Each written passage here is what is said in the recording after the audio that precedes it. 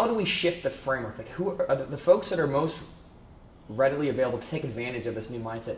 How do they think about this as opposed to just the plan itself or how you're mapping? Because we all love the plans. We all love to grab a new plan, McKinsey, customer buying journey, you name it, and dig into that. But what are the best people thinking about before they actually apply the plan? So the best people actually are not worrying about the journey.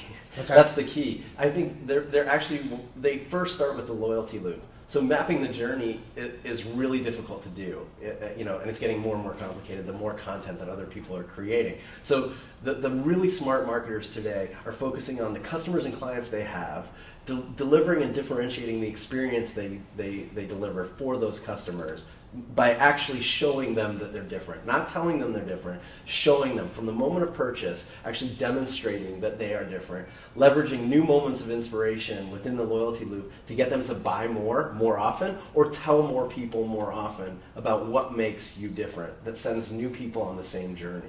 Tangible examples. Tangible examples. So, IBM's really good at this. Okay, so, and that's a big one.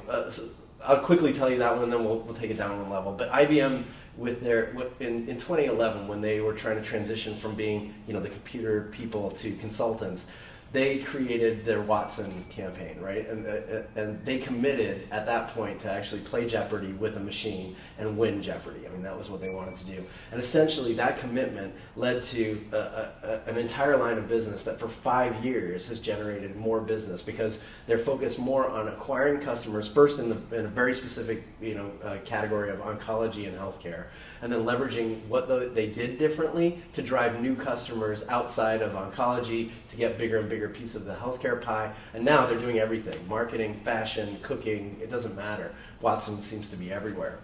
So that's a really big example. Starting with the loyalty loop, refining the product and the experience that you deliver to those clients, and really then kind of amping it up, leveraging one big idea and one big story.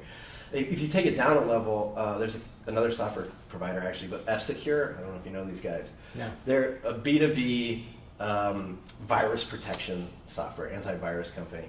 And a few years ago, they were struggling to kind of find their way in the medium-sized market. They're not big enough for the big boys. They're too expensive for the small boys.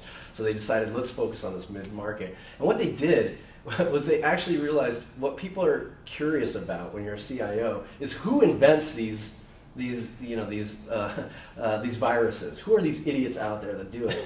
And they took their chief research officer on a journey across the world to actually find the two guys who invented the first virus for PCs.